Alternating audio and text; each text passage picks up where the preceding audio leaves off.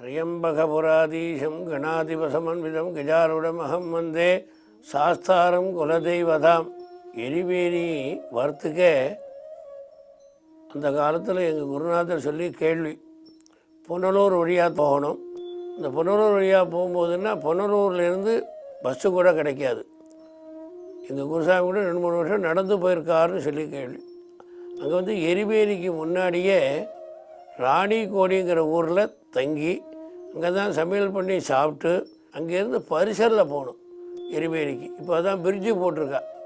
அப்போ பிரிட்ஜெல்லாம் கிடையாது. பரிசலில் போய் அங்கே போய் தான் இந்த கரும்புள்ளி செம்புள்ளியெல்லாம் குத்துனீங்கன்னா வேட்டை சாஸ்தா, வேட்டைக்கு ஒரு மகண்டு கேரளாவில் சொல்கிறது. அதனால் கிராத சாஸ்தாவாக இருக்கக்கூடியவர் வேட்டை சாஸ்தா ரெண்டுக்கும் இருக்குது.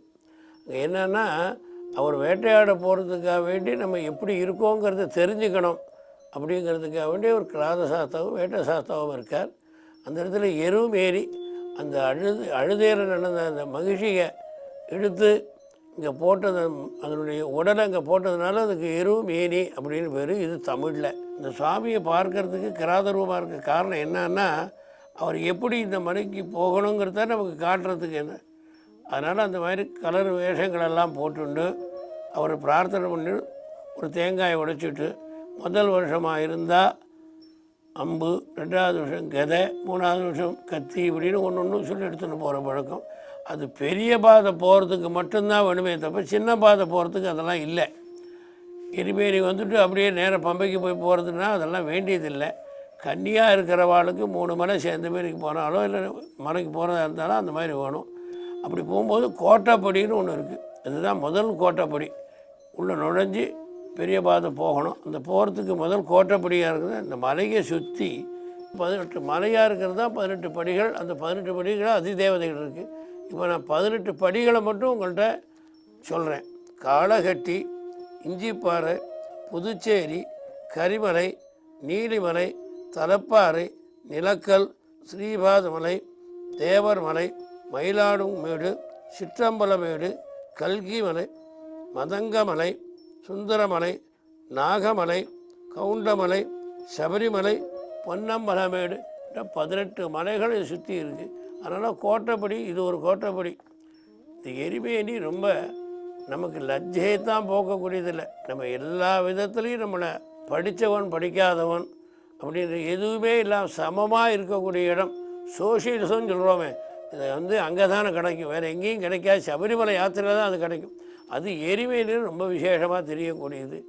மார்கழி மாதம் 23ஆம் தேதி ஆலப்புழை பேட்டை அன்றைக்கி 12 மணிக்கு தான் கிருஷ்ணர் கோவில், அங்கேருந்து கிருஷ்ணர் கோவிலேருந்து அந்த இருமுடி எடுத்துகிட்டு வருவாள்.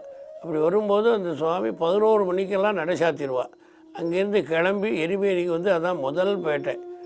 அந்த எரிமேனியில் இந்த பேட்டை சொல்கிறது, இந்த ஆலங்காட்டு பேட்டை, அம்பலப்புழை பேட்டை தான் ரொம்ப விசேஷம். அந்த ஊருக்கே திருநாள்னால் அதுதான் திருநாள். மார்கழி 28ஆம் தேதி ஆலங்காட்டு பேட்டை. அது துள்ளி எரிமேனிலேருந்து கிளம்பிட்டாள்னா அதுக்கப்புறம் யாரும் போகக்கூடாதுங்கிற ஒரு காலம் இருந்தது. இப்போல்லாம் 13, சரி 14, 15 ஜோதி ஆனதுக்கு பிறகு கூட எல்லோரும் பெரிய பாதை போகிற அந்த மாதிரி போகக்கூடாதுங்கிறது அந்த காலத்து ஆலங்காட்டு பேட்டைக்கு அப்புறம் பேட்டை துள்ளி மலைக்கு போகக்கூடாதுன்னு ஒரு காலம் இருந்தது. அப்படி அந்த தர்மசாஸ்திரத்தில் இருக்கிற மாதிரி நம்மளால் இருந்த மாதிரி நம்மளால் இருக்க முடியல. இப்படி போகிறோமேங்கிறத ஒரு இது நினச்சா கூட போகிறோம். அந்த அந்த பலம் நமக்கு கிடைக்கும். ஐயப்பமார்கள் எல்லோரும் சேர்ந்து போகிறதுனால இந்த பெரிய எரிமேனியிலேருந்து நிதானமாக நடக்கணுங்கிறதையும், ராத்திரியில் நடக்கக்கூடாது. அது ஒரு பெரிய எல்லோரும் வச்சுக்க வேண்டியது. பெரிய பாதை நடக்கணுமானால் பகலில் நடந்தோன்னு வெயில் இருக்குது அது இருக்குதுன்னு பார்க்காம நம்ம எரிமேனியை விட்டால் பேரூரத்தோடு காலை கட்டின்னு இருக்கணும். அதனால் ராத்திரியில் நடக்கிறது கண்டிப்பாக மலையாளத்தில் கூடாது. ஏன்னா அந்த ஜந்துக்கள் இருக்கிற இடத்துல நம்ம போய் இருக்கோம்.